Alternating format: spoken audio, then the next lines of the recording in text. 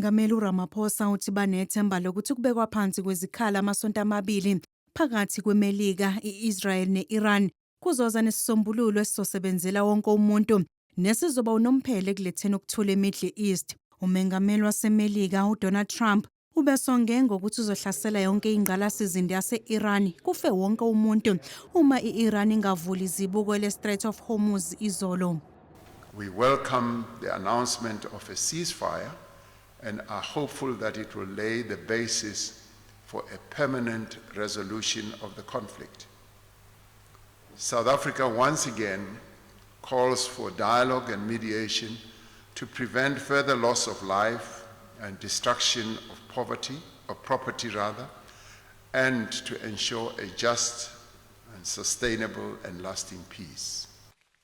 Emukela amanxusa amasha umengameli uRamaphosa ugcizelele ukuzibophezela kweNingizimu Afrika okuqinisa ubudlelwane nokusebenzisana namazwe amaningi.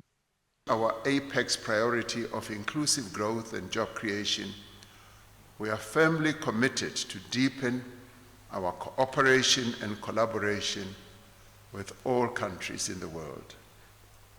We hope that your time in South Africa will contribute to building meaningful, sustainable economic partnerships between our country and your countries and your companies.